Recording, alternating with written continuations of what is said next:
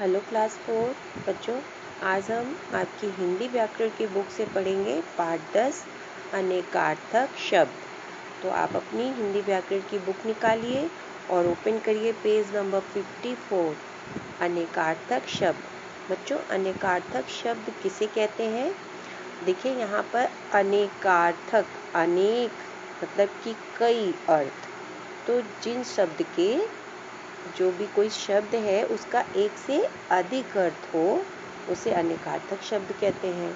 जैसे यहाँ पर हम लोग कुछ वाक्य लिखा हुआ है, देखिए पढ़िए। यहाँ पे क्रियाकलाप में देखिए लिखा हुआ है, तुम नाश्ते में फल ले लिया करो। फल। फिर दूसरा है वाक्य, तुमने जो किया है उसका फल तुम्हें भुगतना ही पड़ेगा। तो यहाँ पर बच्चों जो फल शब्द है वो उसके दो अर्थ हैं। देखिए फल जो हम लोग फ्रूट खाते हैं वो फल है, और यहाँ पे जो फल है वो परिणाम है। कि तुमने जो किया उसका फल, उसका परिणाम तुम्हें भुगतना ही पड़ेगा। तो अनेकार्थक शब्द किसे कहते हैं? ऐसे शब्द जिनके एक से अधिक अर्थ हो उन्हें अनेकार्थक शब्द कहते हैं। अब यहाँ पर देखिए कितने सारे ऐसे शब्द हैं। देखिए अंक, अंक का होता है, अंक में गोद भी होता है, संख्या भी अंक होता है, अध्याय भी होता है अंक। फिर अंचल, अंचल क्षेत्र को कहा जाता है, और गोद को भी अंचल कहा जाता है ना गोद को। अंबर, अंबर कपड़ा और अंबर आकाश। अधर, होंठ बिना आधार के। अधर मीन्स होंठ भी होता है और बिना आधार के। फिर गीत है, गीत, गीत में चाल, दशा, मोच। फिर कृष्ण, कृष्ण मीन्स काला, यहाँ पे काला रंग है और कृष्ण भगवान है। अनंत, अनंत आकाश और ईश्वर को भी अनंत कहते हैं। तो इस तरह बच्चों ये शब्द जो दिए हुए एक शब्द और इसके बहुत सारे अर्थ हैं, इन्हें आप कॉपी में लिखेंगे और इसको याद भी करेंगे। इसको आपको याद करना बहुत ज़रूरी है। इससे आपका आपकी जो शब्द की वो है वो अच्छी हो जाएगी। इससे एक शब्द के कई अर्थ आपको पता चल जाएंगे, है ना। तो आपका जो शब्द ज्ञान है वो और भी बढ़ेगा। तो इसे आपको याद जरूर करना है और कॉपी में भी लिखना है। ओके। फिर हम लोग देखते हैं यहाँ पर कुछ एक्सरसाइज अभ्यास कार्य जो दिया हुआ है। अभ्यास कार्य में देखिए लिखा हुआ है पहला कि नीचे दिए वाक्यों को रेखांकित शब्दों का प्रयोग किस अर्थ में किया गया है, सही अर्थ पर गोला लगाइए। जैसे कि परीक्षा में क है जो, उसमें देखिए परीक्षा में कम अंक आने के कारण मुदित उदास था। तो यहाँ पर जो दिया हुआ है गोद और संख्या, तो यहाँ पर अंक का मतलब गोद भी होता है और संख्या भी, लेकिन यहाँ पर जो वाक्य से संबंधित होगा उसी को आप गोला बनाएंगे। तो यहाँ पे परीक्षा में अंक का मतलब संख्या से है ना, नंबर से है, तो हम संख्या पे लगा देंगे। फिर महीने भर का राशन घट गया। घट मीन्स कम भी होता है और घट मीन्स घड़ा भी होता है, लेकिन यहाँ पर घड़ा तो नहीं इसमें वाक्य से जुड़ रहा है।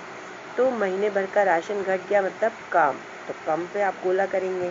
फिर सैनिक ने शत्रु पर पीछे से वार किया। वार मतलब हमला। तो यहाँ पर दिन, दिन भी वार होता है, जैसे कि सोमवार, मंगलवार, बुधवार। तो ये तो यहाँ पर इससे नहीं मिल रहा है, यहाँ पर आक्रमण, तो आक्रमण पर करेंगे आप गोला। रावण ने जटायु के पर, जो पंख होते हैं वो काट दिए। तो पर मीन्स यहाँ पे पंख भी होता है और पर मीन्स परंतु भी होता है, तो यहाँ पे पंख पे लगाएंगे हम। वर ने वधु को हार पहना दिया। वर मतलब दूल्हा, तो यहाँ पे दूल्हे पे लगाएंगे। और वर ने वधु को हार, जो माला होती है, माला पहना दिया, तो माला पे लगाएंगे, है ना। फिर आगे देखिए, आगे यहाँ पे और भी दिया हुआ है। नीचे दिए गए अनेकार्थिक शब्दों के अर्थ लिखिए। तो आप जब अनेकार्थिक शब्द सब याद करेंगे तो आपको यहाँ पर लिखना होगा। आपकी बुक में जो शब्द दिए हैं वही यहाँ पर दिए हुए, तो इन्हें आप याद भी करेंगे और लिखेंगे। फिर नीचे देखिए रचनात्मक क्रियाकलाप में क्या है, खेल खेल में यहाँ पर दिया हुआ है गुब्बारा और गुब्बारे में शब्द लिखे हुए हैं। तो वो शब्द जो है अनेकार्थक शब्द है, जैसे कि एक शब्द के कई अर्थ होते हैं ना, तो इसमें कई अर्थ हैं और वो शब्द आपको पहचानना है कि वो शब्द कौन सा है जिसके ये अर्थ है। तो आप देखिए यहाँ पर मैंने लिख दिया है तीर। तीर का मतलब क्या होता है, किनारा भी होता है तीर का, और तीर मीन्स पहाड़ भी होता है। तो बच्चों ये जो शब्द जिससे मिल रहे हैं उसमें आपको एक ही रंग से कलर कर देना है। जैसे किनारा और बाढ़, तो आपको इसको एक ही रंग से कलर करना है, कोई भी कलर जो इन दो शब्दों में एक ही रंग भरेंगे। फिर पूर्व, पूर्व नीचे मैंने लिखा हुआ है तीर, फिर पूर्व लिखा है बॉक्स में। तो पूर्व का मतलब क्या होता है, पूर्व एक दिशा भी होती है, तो यहाँ पे लिखा हुआ है ना एक दिशा।